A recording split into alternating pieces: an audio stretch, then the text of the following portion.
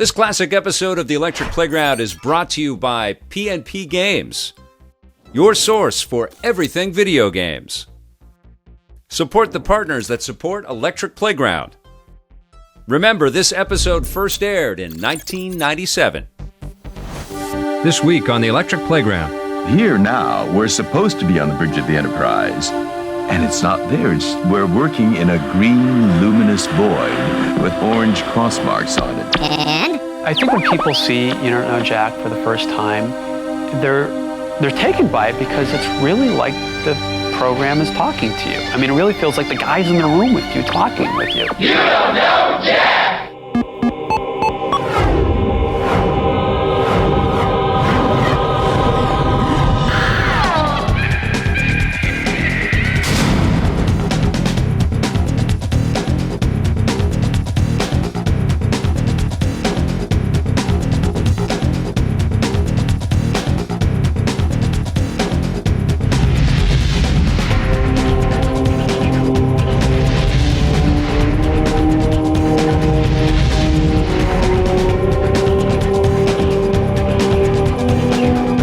Recently, I had a chance to visit some of my old friends over at Interplay, and they showed me some pretty top secret stuff that I'm not supposed to show you guys. So let's go take a look at it now. Roll tape! I'm here with an old friend of mine, Rusty, here at Interplay. So tell me everything about Starfleet Academy. It's a combat flight sim game, both FMV and real-time 3D. Kind of my life as a cadet, where we also have Kirk, Sulu, and Chekhov showing up as instructors. We green screened 4.5 hours of new footage. With the original Star Trek, we had the bridge of the Enterprise. And, you know, it was challenging back then because it was a whole new world that we had to create. But here now, we're supposed to be on the bridge of the Enterprise. And it's not there. We're working in a green, luminous void with orange cross marks on it. Cadet Forrester? Yeah. Charges against you have been dropped. Shatner, Takei, and Koenig in their roles, and cast of about 30 other characters are involved as well. Why did you get into Starfleet, Corn? I bought my way in.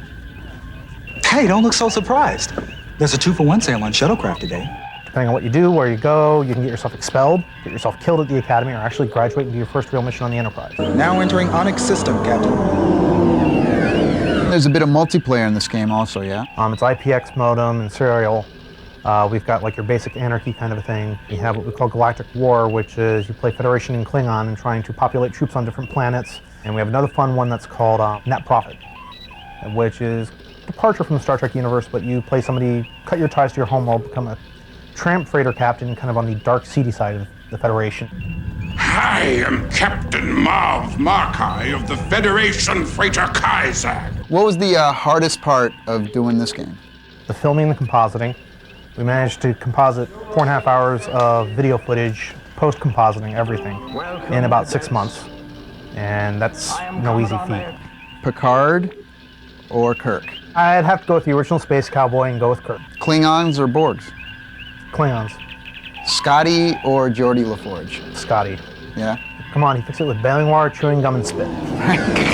Tell me about Die by the Sword. I understand that there's a sword in every box. Die by the Sword is a combat adventure game. What makes this game a little different from every other PC game on the market? Basically, it's the animation technology that was created, physical-based modeling technology. You'll notice when in most fight games, you hit a key and he does one move, and you hit another key and does another move, and maybe they'll have 5 or 6 moves or some combos, and it's really limited to what they decide they want to do. Our game uses, like I said, a physical-based modeling technology. What they do is they calculate every frame of animation on the fly. As I move the mouse around, it's moving the hand, and notice his whole body moves to wherever I move the mouse. So you notice how he just moves wherever you move. There's no limits to the animation. And while you're doing that, I can move independently of the way you move the sword. Let me run through here. Let me go chop up some bits here. So if we're really sadistic, we can come back here. Maybe we could chop some more bits off of there. All right. Lunch. What would you say was the hardest part about this whole project? Peter Aikman spent like a year creating this physical-based modeling technology. In 2 years, if everybody is not using this kind of a technology, their animations they're just going to be so limited. You're going to look at a guy and go, he's only got 10 animations. Right. You know, all other games will have an infinite. variety of animations. And what about the other modes? Okay, the other mode is the arena mode. It's one-on-one combat, but we also have multiplayer where up to 4 players can fight on the net or on a local area network. And the great thing is I could like chop your arm off if I want and pick it up and start beating you over the head with it. Really? Yeah, which would be great. I can't wait to do that. Oh, that's going to be awesome. Sony's come out with a lot of cool things this year, but 2 of the coolest have got to be the dual analog controller and Final Fantasy VII.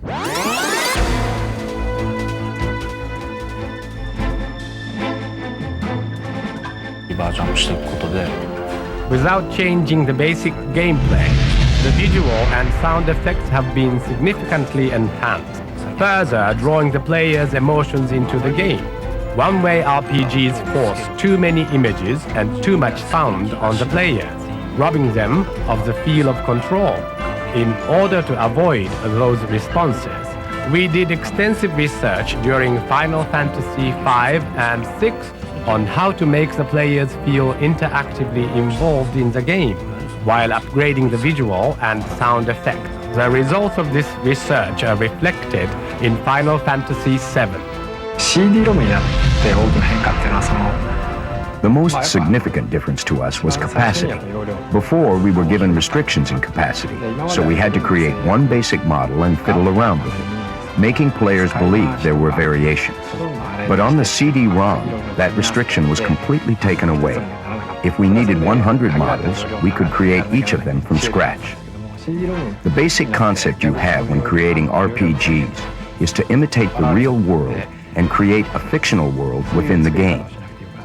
We have followed that concept in previous versions of this series, but technically, we had to use one basic model in different ways, or use a world symbolized specifically for game use. We can now express more of the real world in the game. Hey, we'll be right back after Pong and a couple commercials.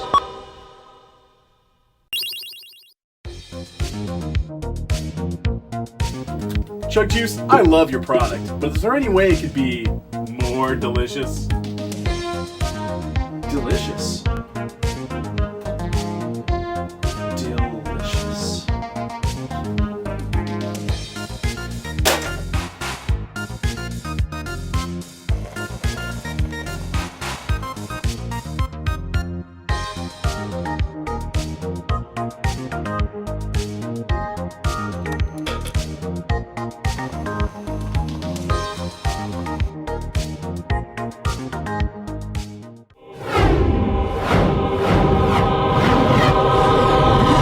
Recently, I had a chance to talk to 2 very good friends of mine, Lorne Lanning and Sherry McKenna from Oddworld Inhabitants. They told me all about ABE'S ODDYSEE. Let's go check it out. Follow me. Okay.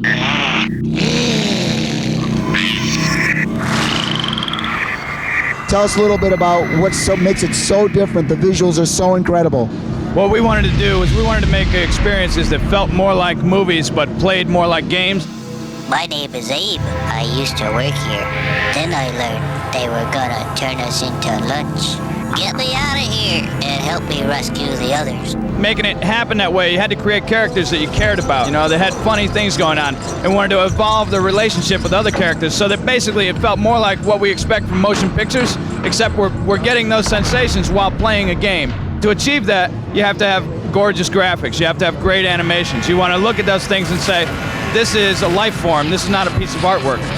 You guys went with GT Interactive on this. I know there's a lot of publishers interested in this product. Why did you guys choose GT Interactive over everyone else? They brought marketing and sales and advertising and distribution. What we were interested in was someone who would let us do what we do the creative. We went with them because they were going to give us the creative freedom that we needed. There's something called game speak. I don't know. Never been done before in the game. Explain that a little bit.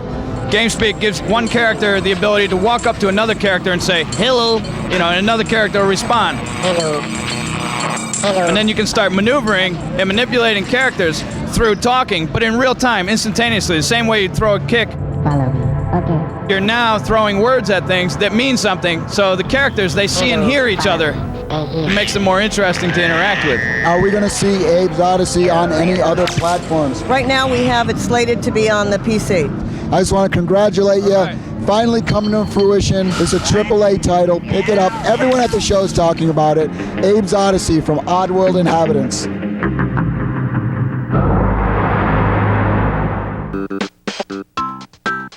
So tell me about the Aero Fighters Assault game. How did the game get developed?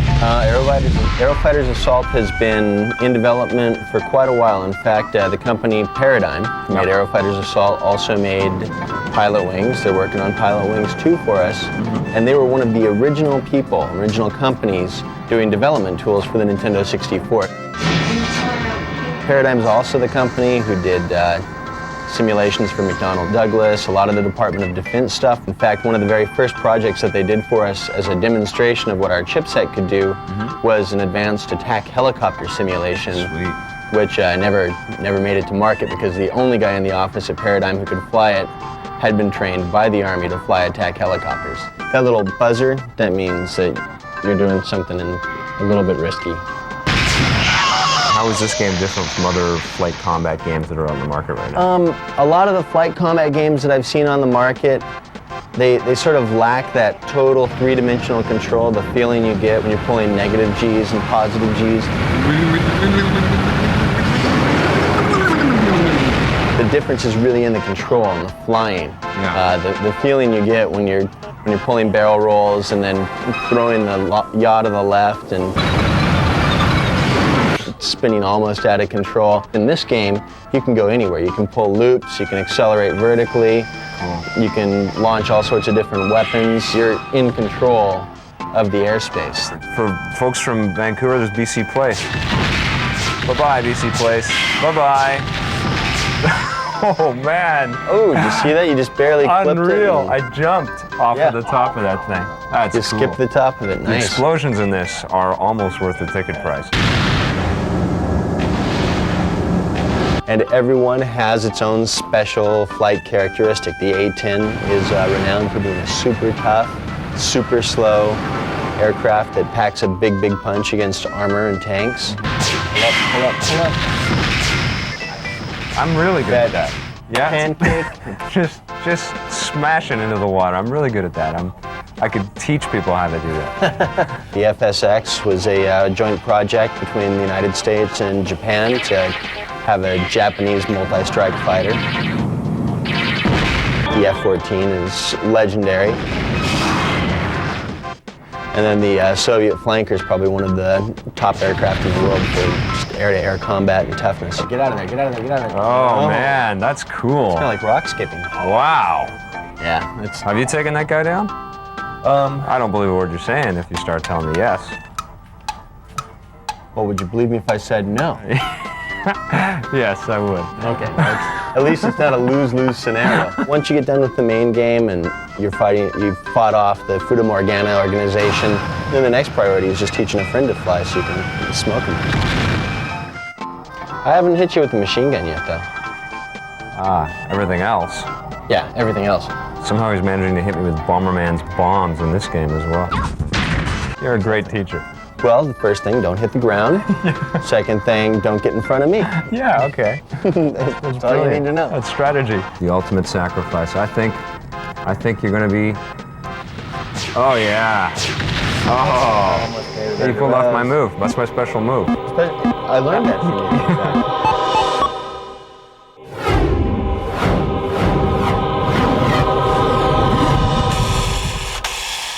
Now, everybody these days is playing 3D games, and if you're not, well, then you're probably playing Blip, the digital game. Now, one guy who's made a successful jump from 2D to 3D is Sonic the Hedgehog. Let's see his new 3D racing game entitled Sonic R. I wonder if they're ever going to do Blip in 3D. In Sonic R, you've got multiple modes. There's a Grand Prix, there's a tag, there's a relay. In tag, there's normal and reverse. And there'll be a multiplayer also, which will be a split screen where you get to race against an opponent. You're playing with all the familiar Sonic characters and racing against them, and that's part of the objective, as well as staying on course. And trying to get in the first place is what I'm doing right now. I also have the freedom to just go anywhere in this 3D world. and there'll be power-ups and secret areas, familiar Sonic gameplay stuff. Is the racing the only component in the game, or is there other things that you're doing in there as well? There's the exploring of the 3D world, basically, finding secrets, finding power-ups. It's a 3D adventure game along with racing. So what makes the racing more than just like a little bonus level from, let's say, the Genesis Sonic games? It's got a really nice control to it. It's basically like the feel and driving of Sega Rally. The quality and the challenge. As you can see, I can drown Sonic. You can go anywhere you want in this 3D world. I'm trying to get in first place and I'm not doing well right now. I'm about to drown. Yes, Sonic is drowning here. You're in 5th place, man. And now I'm stuck here in the damn trees. I'm supposed to be over there? Yeah, no. Crap.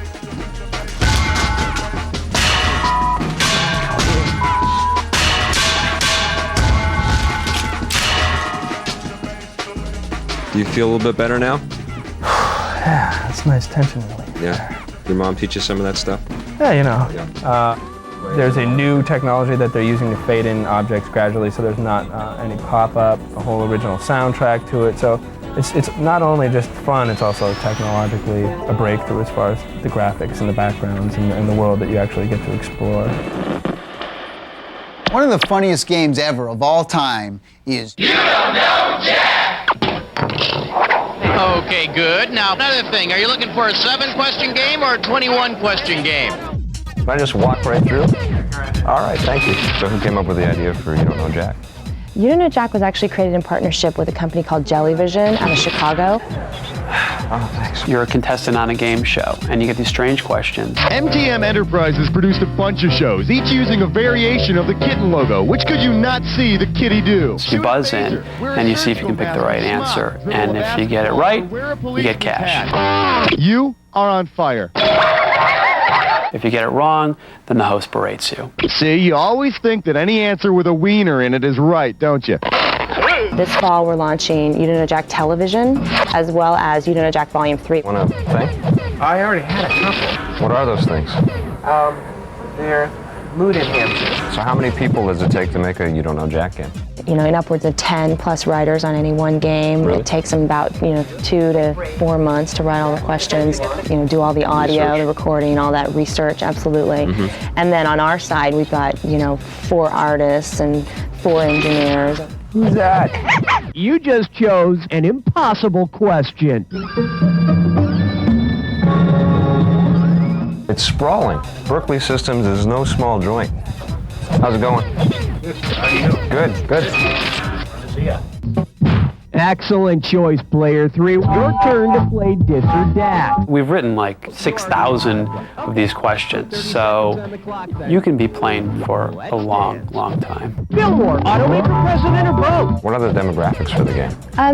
That's one thing that's interesting about You Don't Know Jack. A lot of the gaming industry is very male-dominated, but Jack really appeals to women as well. Upwards of 40% of our users are women. How's it going? Good. Thank you very much. Okay, and hosted by... What about the NetShow version of You Don't Know Jack? It's just like the CD-ROM, except that all you do is download an engine, which, on a 28.8 modem will take you 20 minutes, and you can go up and play Jack the NetShow free every week, as much as you want. Player 2, what do you got? Where are we going with these kinds of games? Really set a precedent for social gaming. I mean, this is really the first product that people will pull their computer out into their living room and sit down at a dinner party and play. Computer gaming is such an isolating experience prior to games like this. And now I think you're seeing in the marketplace tons and tons of products that are appealing to families and groups of people. Hey, look at that. Hey, where are you going? Hosted by... All right, great. And go to black. Chug Juice, I love your product, but is there any way it could be more delicious?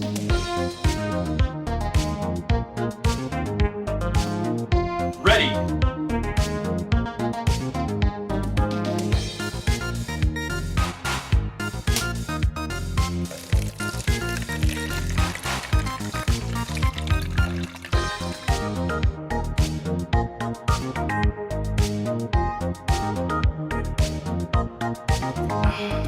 Delicious.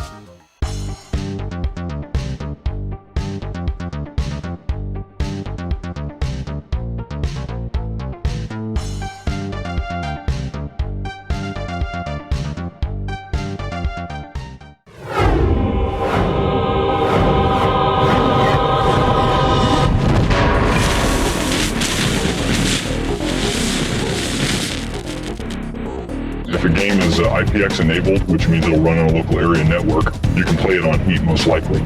So you can come to Heat for our very compelling original content, 10-6, Skies, Vigilance, Scud, Alien Race, Netfighter, things like that. And you can also play games like Quake, Command & Conquer, Red Alert, Hexen 2 when it comes out, Quake 2, things like this. You can play them all on Heat. Today on the Simpatico Question of the Week, Justin Roth asks us to name some graphics programs that game developers use for the Nintendo 64 and PlayStation. Like I've read companies that do use multiple packages to do their artwork.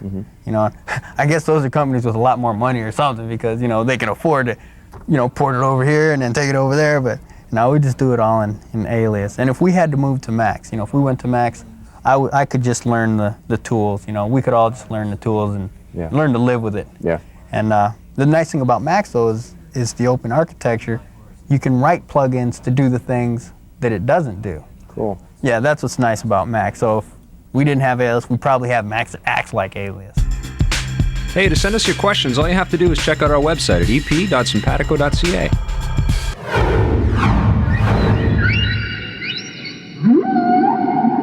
Well, Vic, I figure seeing we're here at the aquarium, this is a great place to review some Formula racing games. Yeah, it's perfect. What about Formula 1 Championship Edition for the PlayStation? Well, I had a whale of a good time with this game. Yeah, it's a killer game, isn't it? Yeah, they did a great job with the thing. It wasn't as pretty as last year's version. I don't know if they had more textures in the game last year or not. I know the resolution was higher this year, and there's more polygons in the game. But it still didn't have the visual flair that it did last year. It didn't. It was a little on the visuals, but I like this one most out of the three that we played. I love the announcer. The announcer is great. He's got the accent going on. The whole thing. Go! He's great. The arcade mode was really fun. They fixed a lot of those control issues, some of the control concerns that people had from last year's game. The AI is better. It's a little bit tougher to race. There isn't as much polygon dropout as there was last year. And it's still as fun. It still has all the simulation stuff that you're going to want, and you can. Cool. And I did like the collisions in this year's rev. You can actually get some air time. Get some air, exactly. Which is great. 8.9. 8.9. I give it a solid 9 out of 10. What do you think about Kart World Series racing from Sony from PlayStation? This was good. In arcade mode, it didn't seem to be that arcadey to me. Yeah. I mean, it was, but I still felt myself rewind, having to go into reverse and neutral and all the time, and it wasn't as free-flowing. You sucked at the game, is what you're telling us. And you kept hitting the wall, and you had to keep going in reverse. So. Yeah, when I passed you. Oh. I thought the controls were also a little fishy. Oh, did you? Fishy, yeah. Yeah, I like the controls in this one. I was really surprised by Kart World Series. I thought it wasn't going to be anywhere near as cool as Formula 1, but this was a lot of fun. You can choose to have the destruction mode turned on or off, so every time you hit something, you can have your wheels pop off. That was my favorite part of the game. The first thing I do in any racing game is go in reverse. Oh yeah, big time. Swivel it around, straight into traffic. How many cars can I crash at one time? And that's what it's all about, isn't it? Big time. That's why you play video games. I had much fun doing that in Kart World Series. I give it an 8.5. I give about an 8.5 too. I agree with you, yeah. What? Amazing. We agree? I know. Same score? That's insane. Something must be wrong. Huh. F1 pole position 64 for the Nintendo 64. You first. You're speechless on that one. Yeah, I liked it. I thought it was okay. The graphics were clean. There is quite a lot of drawing and pop-in, which I'm really surprised about, but there isn't the overuse of fogging effects. You know, they do have nice colors and the tracks are all there. It is probably the least sophisticated of the Formula games that we're talking about today. Okay, what's up with the white noise crowd? Yeah. It looks like when you Super pass Nintendo. The crowd, it looks like snow on your TV.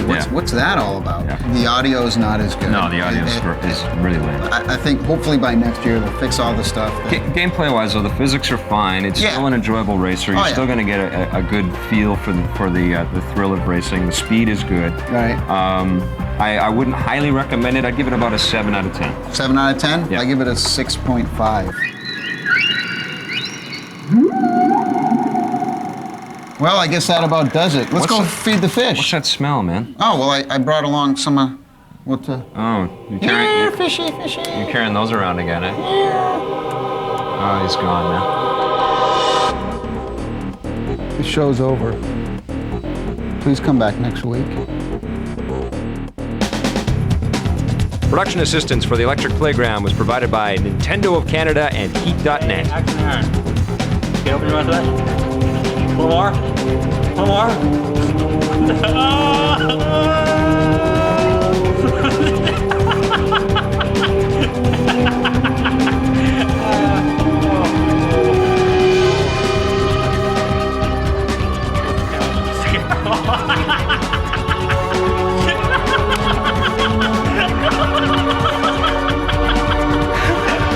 Another question on everybody's mind, Coke or Pepsi?